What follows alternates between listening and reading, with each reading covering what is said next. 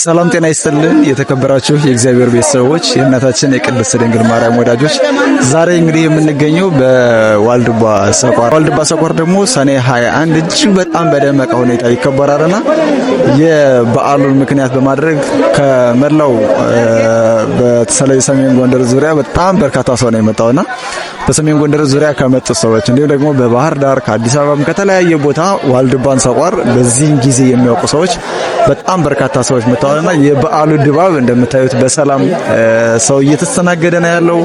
ከዛ በቀጠል ደግሞ ስለ አካባቢው ሰላም እጅግ በጣም ሰላም የሆነ ቦታ ነው። እግዚአብሔር የተመሰገነ ይሁንና ቀጣይ እያንዳንዱ ሰው እየጠየቅን ስለ ሰላሙ ስለ በዓሉ ያለውን ድባብና ደስታ ለቀጣይ ዓመት እናንተስ ወደዚህ ቦታ ለመምጣት ብትፈልጉ የት ብላችሁ ትመጣላችሁ የሚለውን አብረን እንቃኛለን። እሺ አሁን ደግሞ ምንድነው የምናደርገው?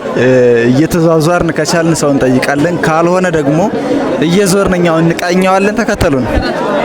የበዓሉ ድምቀት በሰፊው እየተከበረ ያለበት ምክንያት ምንድነው? በዋልድባ እመቤታችን ቅድስት ድንግል ማርያም በድምቀት ትከበራለች። እስቲ ዞር እያልን ነውና እግዚአብሔር የተመሰገነ ይሁን። ዋው የሚገርም ነው። ዛሬ የሚገርም ነው። ላሳያችሁ። ዞር እያል አያችሁ። በጣም በድምቀት ነው የሚከበረው። እውነት ለመናገር እኔ እስካሁን እንደዚህ አይመስለኝም። በዋልድባ ሰቋር እንደዚህ አይነት ክብረ በዓል ያለ አይመስለኝም። ግን እየተንቀሳቀስን ማየት አለብን። ሁሉንም እያዞርክ አሳያቸው። በጣም በድምቀት ነው የሚከበረው።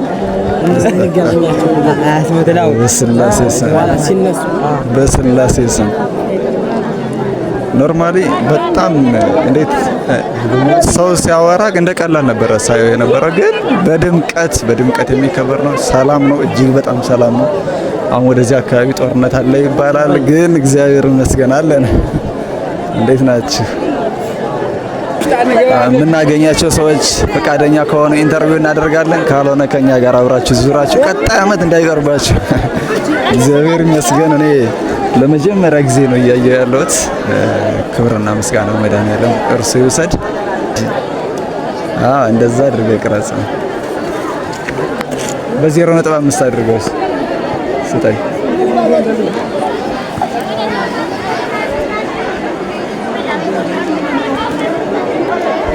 በጣም የሚገርም ድንቅ በዓል ነው። እንደ ግሸን፣ ላሊበላ እንደ ተለያዩ ቦታዎች ያልተከበረ ገና የመጀመሪያው ነው።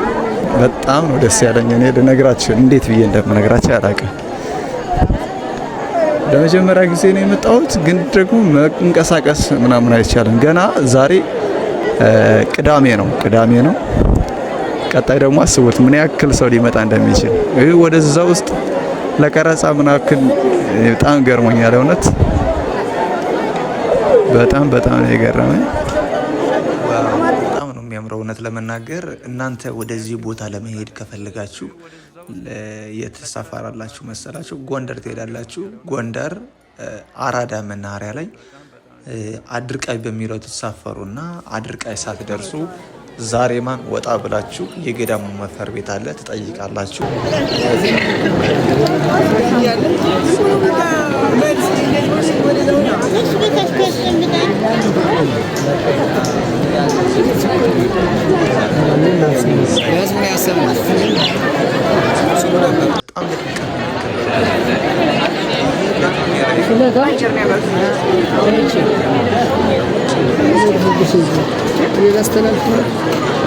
ማሳለፍ ትችላለህ።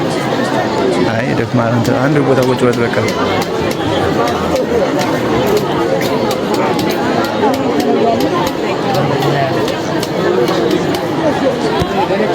በዚህ አጋጣሚ እኔ ክብረ በዓል ያየሁት ማለት ነው። እስካሁን ሰቋር ሄዳለሁ፣ ግን እንደዚህ ክብረ በዓል ያለው አይመስለኝም ነበረ።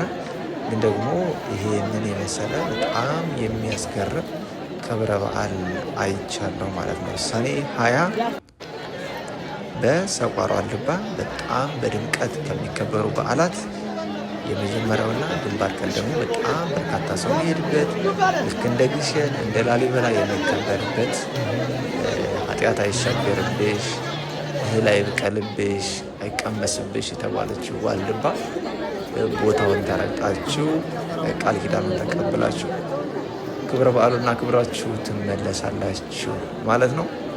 በጣም ነው ደስ ያለኝ። እግዚአብሔር የተመሰገነ ይሁን። ከቃላት በላይ ነው። ቀጣይ ቪዲዮ እንዲደርሳችሁ ሁላችሁም ላይክ ሼር አድርጉ። እንደምታውቁት ዩቲዩብ ቻናላችን በተደጋጋሚ እየተዘጋ ነው። አሁን ቪዲዮዎችን ቴሌግራም ላይ መጫን እየጀመርኩ ነው። ዲስክሪፕሽን ላይ የቴሌግራም ሊንክ አገኛችሁ በቴሌግራም ጆይን ብላችሁ ተቀላቀሉን። ቋሚ የቴሌግራም እስካሁን የምጠቀምበት ቴሌግራም ቋራ ቲዩብ የሚል ቻናል አለ፣ ግሩፕም አለ። እያንዳንዱ ጥያቄ መጠየቅ የምትፈልጉ ካላችሁ መጠየቅ ትችላላችሁ ማለት ነው። ለዛሬ የነበረኝ ጊዜ ይህንን ይመስላል። ሳብስክራይብ፣ ላይክ፣ ሼር ማድረጋችሁን እንዳትረሱ። በቀጣይ ቪዲዮ እመለሳለሁ። ቸር ቆዩልኝ። በኢትዮጵያ የመጀመሪያ የሆነው የታላቁ ዋልድባ ገዳም አባቶቻችን የሚመገቡት ቋርፍ ምንድን ነው?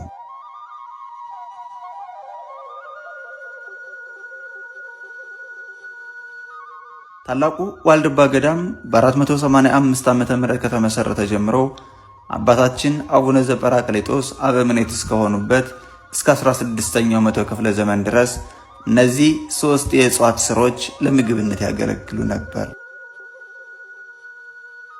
እነሱም ገመሎ፣ ሳዳ፣ ጣብሌ ይባላሉ። የእነዚህ እጽዋት ስራቸው ተቆፍሮ ይሰበሰባል። የሳዳና የገመሎ ስር እንደ ድንች ዕለቱን ተቀቅሎ ይበላል። ጣብሌ የሚባለው ስር ግን እጅግ በጣም መራራ በመሆኑ በመጀመሪያ በውሃ ይቀቀላል። ከበሰለ በኋላ ስሩ ረጅም የሆነ ብዙ ፀጉር የሚመስል ነገር ስላለበት እንዲላጥ ይደረጋል። ከተላጠ በኋላ በፀሐይ ይደርቃል። ከዚህ በኋላ እንደ እንቅብ ሆኖ ከሽመል በተሰራ ቅርጫት ላይ ይሞላና ከፈሳሽ ውሃ ወይም ደግሞ ከትላልቅ ወንዞች ውስጥ 7 ቀን ተነክሮ ይቆያል። ድጋሚ በፀሐይ ይደርቃል። ከደረቀ በኋላ በንጽህና እንዲቀመጥ ይደረጋል። አባቶቻችን ለምግብነት ሲፈልጉት ከሸክላ በተሰራ ምቾት ወይም ደግሞ በብረት ድስት ድጋሚ ይቀቀላል። እጅግ በጣም መራራ ከመሆኑ የተነሳ 3 እጅ ውሃ 1 እጅ ጣብሌ ተደርጎ እጅግ በጣም በደንብ ከበሰለ በኋላ በጭልፋ እየተጨለፈ ይህ መራራ የሆነው ምግብ ለመነኮሳቱ እኩል ይታደላል። ይህ የዛፍ ስር የሚቆፈረው የጥንት አባቶቻችን ባዘዙት መሰረት ከመስከረም 30 እስከ ጥቅምት 11 ቀን ብቻ ነው። እነዚህ ገዳማውያን አባቶቻችን ዓለምን ንቀው መራራ የሆነውን ስር እየተመገቡ ሰውነታቸው እንደ እንጨት እስከሚደርቅ ድረስ ስለ ኢትዮጵያ ሀገራችን፣ ስለ ዓለም ሰላም ዘወትር ወደ እግዚአብሔር ይጸልያሉ። የእነዚህ ደጋጋ አባቶቻችን በረከታቸው ይደርብን። በቀጣይ ክፍል ከ16ኛው መቶ ክፍለ ዘመን ጀምሮ እስከ ዛሬ ድረስ የሙዝ ተክል እንዴት ተፈቀደ፣ አሰራሩስ ምን ይመስላል የሚለውን ይዤላችሁ ቀርባለሁ። ወንድማችሁ ልጃችሁ ዲያቆን አዱኛው ነኝ። ፎሎው፣ ላይክ፣ ሼር እያደረጋችሁ ለሁሉም ኦርቶዶክሳውያን አድርሱ። መልካሙን ሁሉ ተመኘው። ደህና ሁኑልኝ።